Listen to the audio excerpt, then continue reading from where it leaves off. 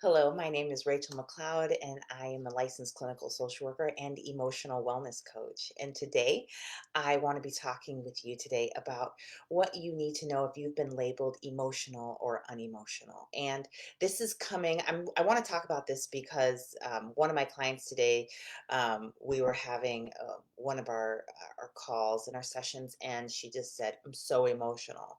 And and I've used this for myself as well. I've said to myself, "Oh my gosh, you are so emotional." And I've also had lots of clients who get this label that I'm so emotional. And whether you're a man or a woman, that label can really hurt and really sting, and it can really be accurate and truthful. And so I want to talk about that here and tell you what you need to know about this because it's really a good thing. Number one, and number two, it's something that it can really. I don't know if you can hear the train. Excuse me. Let's see. That's loud. It's louder than I'm used to it being. Um, so, but it can really also be an emotional wound that really needs to be healed. Is that you feel about yourself and just I'm emotional, and you can really try to hide this from people. The other opposite is I'm unemotional. There's like that is like we throw this at people all the time. You're so unemotional. You're like a robot, and that really can be the label we walk around with that really fills us with a lot of shame and frustration and not knowing what to do about these things. And so I want to talk about those two things because they're really the same thing. And so if you understand this, you can really navigate your world well, and you're going to learn some really powerful things about yourself, and that can really empower your life and totally transform everything. So and I'm going to write something down that just came into mind, but it's not ready yet. It's not ready yet. Okay. So, let's talk about this for a second. So emotion is, I like to say that emotion comes is as a product of your survival center, your limbic system, your amygdala, your hippocampus back there, all those things. I really don't know all the words to them. I practice the art of healing, not the science of healing. And so all you science buffs out there, I'm going to catch up. I am. But I really love the application of things. And once I find that what works, then I'm interested. So I like to try things out first to see if I can get results. If I can get results, then I want to know why. And I want to know how that works. So I'm going to tell you this story, and I have done some nerding and sciencing about this. So I'm not making up stories from wild, crazy places, but so anyway, emotions come up from over there, right? This is your thinking center, your prefrontal cortex, where your executive functioning is, your problem solving, your logic, your morals, your reasoning, your words, anyway, executive functioning up here. I think your words come from there. But all that stuff, right? And then over here you've got your emotions, and then back here I like to think of this as your subconscious mind. I don't know where it is in your brain. It's in there somewhere, but we're just going to pretend it's back there. You have as much brain knowledge as I do, and let me show you how this thing works. Um, what happens is life happens around us all the time, and we have emotional reactions to life all the time. I don't care if you're emotional or unemotional, you're having an emotional reaction all the time. We're also having a visual experience all the time if we have that capability. We're also having an auditory and a tactile experience all the time. We're interacting chemically with the world around us all the time. We are reacting energetically with the world around us all the time. There is so much going on here all of the time. And and so there's a lot to do with running this machine. This little machine you got going on here, your body, which is like this little hub, this little spaceship for your soul that is unlimited, right? So you got this unlimited part of you shoved up in this little body part right here, and things are happening. So we're having these interactions with the world around us all the time, right? And so it's big. There's a lot to understand and a lot to learn. But what's happening here as well is that this emotional stuff, right? So we're getting emotional reactions all the time. And that's normal, and that's supposed to be happening. But what happens is that that emotion is a different language than what we're taking in with our vision. right? The emotion is a different sense than our sounds. And so if you've been listening for a long time and you're hearing well and you have the ability to hear, you've learned how to translate sound into words, into communication, right? And so that process is working for you. If you've got eyes and you can see, you've learned how to take in vibration and color and all these things, and you've learned to translate it and you've learned to understand it. And so you can use these things with precision and accuracy. But however, a lot of times we grow up and we have all these emotions and we don't get to practice with this, and we don't get to translate this into something that we can really understand and use with precision and accuracy. It's just something that starts happening, and then we're like, makes us do things, whether fear starts happening, and then it makes us start hiding or running or being afraid, all those things. Or if we've got happiness, sometimes happiness can really scare people. They have a reaction to happiness. It's like, oh my gosh, no, no, no, let's bring that down a little bit, right? So all these emotions are going on, and we're not really being able to translate them into something that we can use. And if you come from a place where you've had childhood abuse, neglect, if you've had traumas along the way, if you've got anxiety now, depression, traumatic stress, you've had a lot of emotional experiences, and most of which you haven't been able to convert and really use precisely.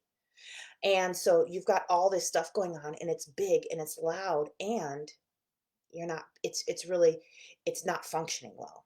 And so you've got all these really big emotions, and it can really make you suffer. And what happens is people then, if you have a lot going on here, it's like, I'm going to my next phase of this conversation, but I'm not yet. But if you've got a lot of emotion going on here, that's when you can really be labeled emotional. And they're like, "Oh my gosh, don't talk to her about this because she's just gonna get emotional." Or, "Oh my goodness, he is so emotional." Don't say anything, make sure you say all the right things. Make sure you don't do that because she'll get all emotional, and so we've got all this, we're labeled as emotional. People relate with us as if, we're just wild and crazy. And guess what? There's a lot of wild and crazy happening. Let's just be honest about that. Um, and if it's big for you to deal with and experience, it's probably big for other people as well. And then on the other piece of this, if you're unemotional, what I find all the time when you look under the hood, right, is that people are so incredibly emotional that that they just suppress everything, and they're just not dealing with it. And they've been able to build the skill of compartmentalizing, throwing that thing away over to the side. And so if you look in their inner world, they've got all these boxes full of stuff that's not labeled. They're not even going there, right? And so they are able to get through life without being emotional or without seeming emotional. And that you may or may not know that they have the same problem as the people with wild emotions have going on. And so but both of these are dysfunctions. These are things, these emotions are supposed to be part of your world. They're supposed to be how you navigate the world, and they have a lot to say to you. They have a lot of information to receive, to communicate to you, just like your vision, just like your ears. They are picking up information around you all the time, and they're delivering it. And if you don't know what they're saying, you're missing out on a lot of information, and you're having to navigate the world without some of your senses, period. Okay. And that's why emotionally, this is so your emotional wellness is your number one indicator of how successful you will be. If you don't have the emotional wellness to be successful, you're not going to be.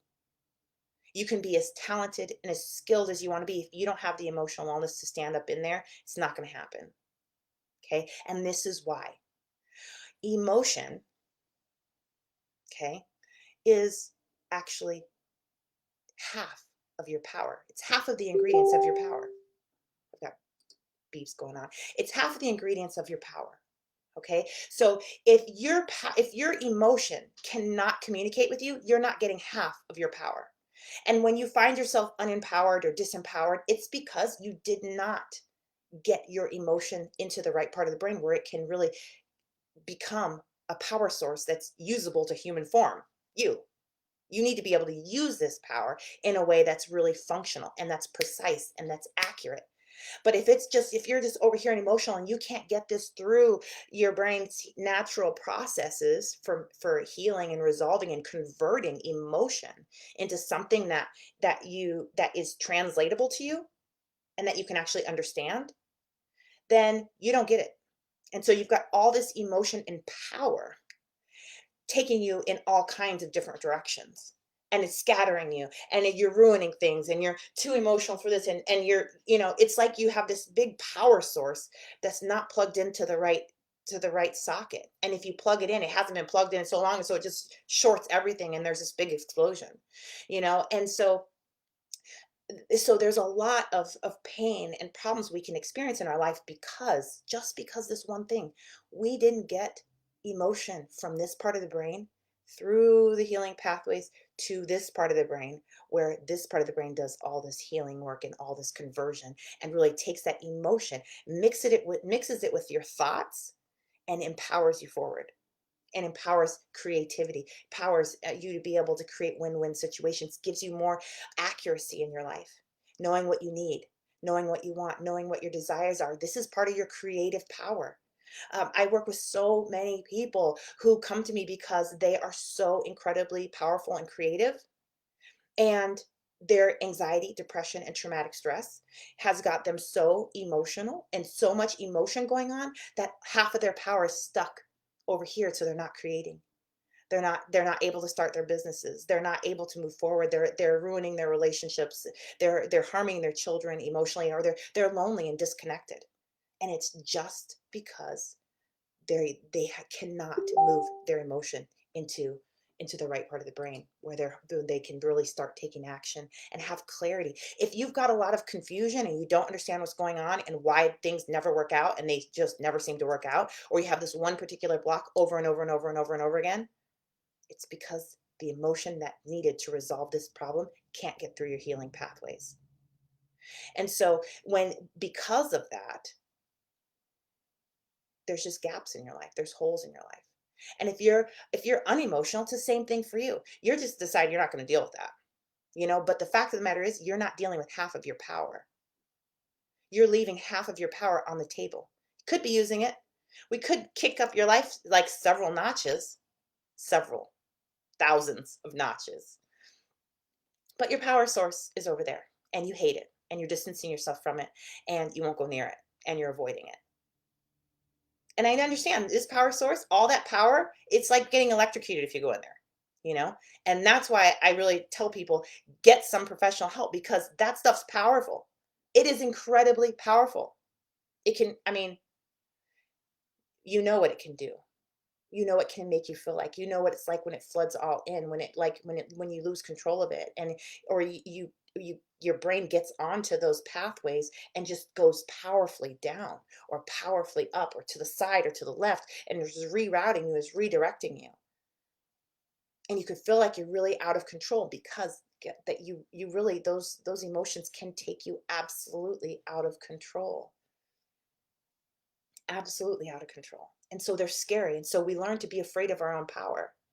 And we learn that when it comes to those guys, we have no choices. We have no options. The best thing we can do is just avoid them. But some of you, the ones that are more the emotional types, you're someone who's like, if I could just, like, you spend a lot of time in there because, man, you have this intuitional knowing that this is important, and you really want to work with it, but your pathways are not moving it, and you can't get it through, and so you're stuck. My client today was just saying that um, just that she was so emotional. And I'll tell you what, this woman is it's not that she's incredibly emotional, she's incredibly powerful. And she has not learned how to use that power in a way to move powerfully forward.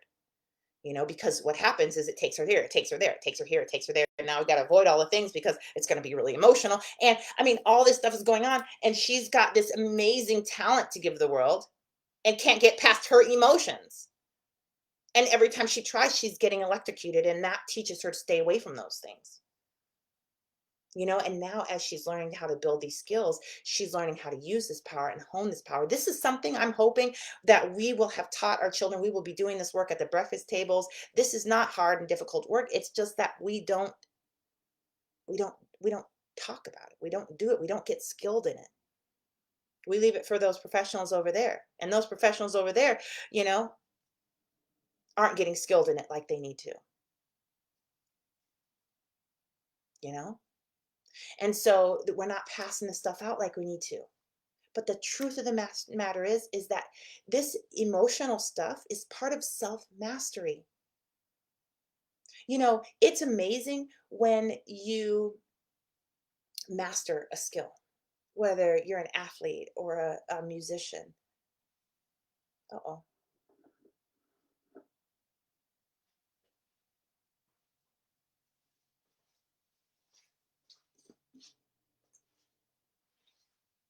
We'll see if Facebook's telling me we're having trouble playing this video. Let's see.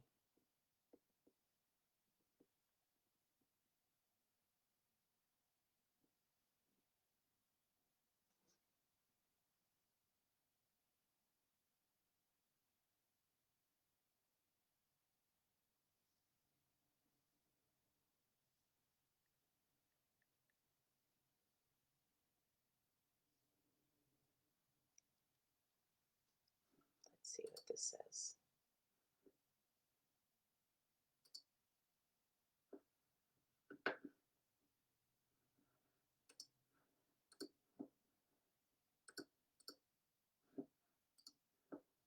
Hmm.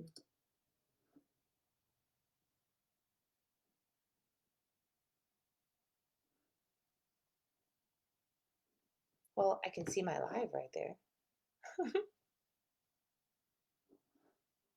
Incredibly powerful. And she has not learned how to use that power in a way to move powerfully forward. Because what happens is it takes these skills. She's learning how to use this power and hone this power. This is something I'm hoping that we will have taught our children. We will be doing this work at the breakfast tables. You see me this listening to myself. Difficult work. It's just that we don't. I'm one of those people who like to listen to themselves, which I never was before. That's interesting. Things that change that you don't know that change. Oh, yeah. And so I am live. So I guess I'll just keep ignoring it and keep going. Let me see. Yeah, I'm still live apparently. That's good. Anyway, I'm distracted. In a way to move powerfully forward. Because what happens is it takes these skills. She's learning how to use this. Okay. I'm here. I'm still on. Oh my goodness. I've messed up Facebook.